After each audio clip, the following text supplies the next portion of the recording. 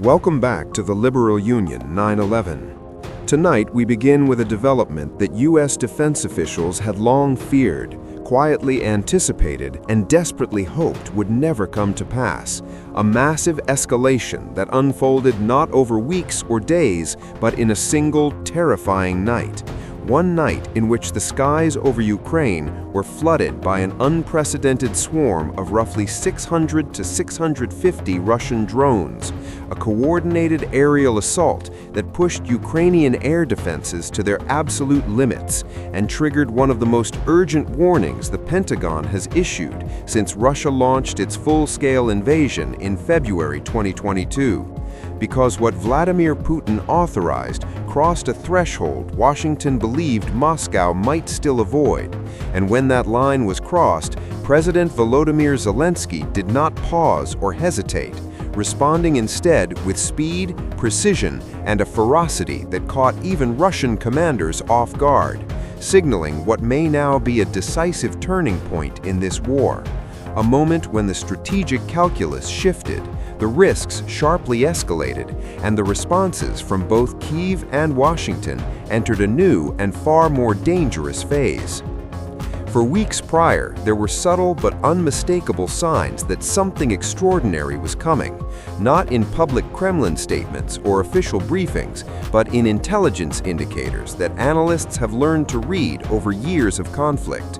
Vladimir Putin has always been aggressive, but his aggression has followed patterns, rhythms, predictable cycles of drone attacks launched in waves of dozens rather than hundreds, met by Ukrainian interceptions, followed by damage assessments and repetition. Yet this time, the pattern abruptly went silent, and that silence set off alarm bells in Washington and at NATO headquarters in Brussels, because intelligence specialists monitoring Russian logistics and staging areas noticed unusual movements of drone components linked to Iranian supply chains, repositioned launch platforms in occupied territory, a spike in encrypted military communications, and a sudden drop in routine reconnaissance flights, all classic indicators of a major operation being prepared.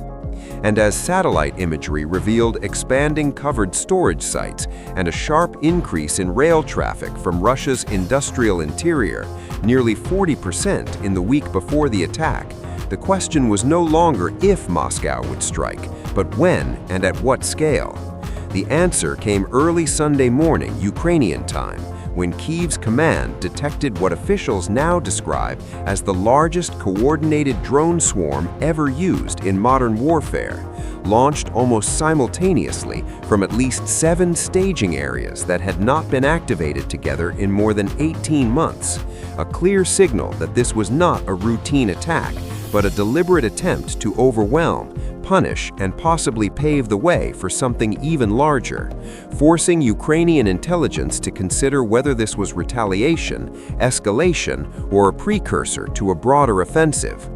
And when a nuclear-armed adversary shifts posture this abruptly, even by a small margin, the Pentagon takes notice, activating secure lines between Kyiv and Washington within minutes, briefing the National Security Council, alerting the chairman of the Joint Chiefs, and triggering a cascade of warnings across NATO command structures. The scale was staggering. Hundreds of drones launched not over days, but nearly all at once, a textbook saturation attack designed to exhaust air defenses by sheer volume, operating on the brutal logic that if enough weapons are launched simultaneously, some will inevitably get through, regardless of sophistication. And for the first time in this war, Russia attempted that strategy at a scale that genuinely threatened catastrophic damage.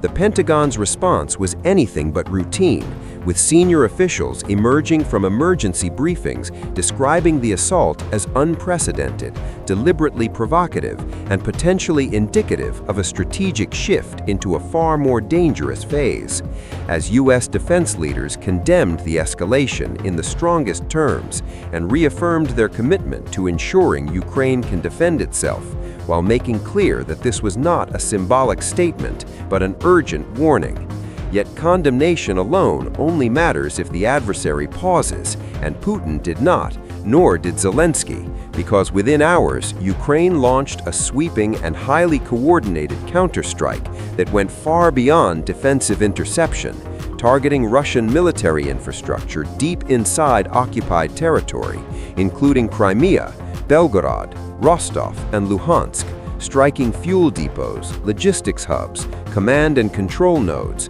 drone assembly facilities, and military airfields identified by Western intelligence as central to Russia's drone campaign, effectively hitting the nervous system of Moscow's aerial assault before a second wave could be launched, destroying fuel reserves, disabling multiple production lines, and knocking out communications hubs used to coordinate operations across the southern front, making clear that Ukraine was not merely absorbing blows, but actively dismantling Russia's ability to sustain them.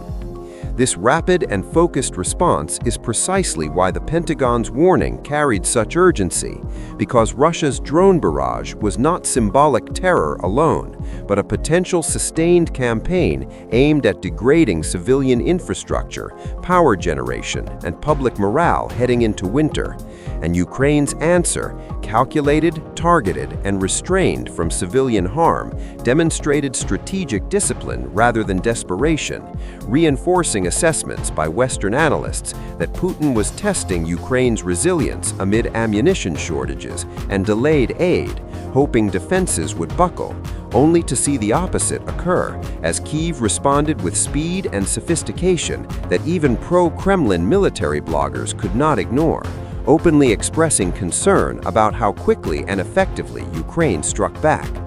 According to Ukrainian officials, air defense units intercepted the vast majority of incoming drones, despite the sheer scale, while ground forces conducted sabotage operations behind Russian lines. Naval drones challenged Black Sea Fleet assets, and special operations units destroyed radar installations guiding drone swarms, forming a coordinated multi-domain response that underscored how far Ukraine's military has evolved since the invasion began, repeatedly demonstrating that Russian military power, once assumed to be overwhelming, is neither invincible nor contested, a lesson Moscow has been forced to relearn from the sinking of the Moskva to the crippling of the Black Sea Fleet, and now this unprecedented exchange. All of this stands in stark contrast to Putin's original assumptions that Kyiv would fall in days, that Zelensky would flee, that NATO would fracture, and that time would work in Russia's favor. Assumptions now thoroughly dismantled by 3 years of resistance, expanded NATO unity, and a Ukrainian state that remains battered but defiant, while Russia faces immense internal pressure from hardliners demanding total mobilization, oligarchs desperate for sanctions relief, nationalists insisting on victory at any cost, and a war that Western estimates say has inflicted hundreds of thousands of casualties, creating a volatile environment in which sudden escalations are more a sign of vulnerability than strength. The drone assault, far from proving dominance, appears increasingly like an act of desperation, an attempt to shock, intimidate, and reshape the narrative. But desperation is dangerous, and that danger is why the Pentagon's alert echoed so loudly through Allied capitals, signaling that the United States will not ignore escalation, with senior officials condemning the attack as reckless and barbaric, accelerating air defense support, and weighing further measures to bolster Ukraine's ability to withstand future assaults. While Zelensky addressed his nation in defiant terms, declaring that attempts to break Ukraine have failed and will continue to fail, promising action rather than words, and reminding Moscow that the will of a free people will outlast any regime built on force.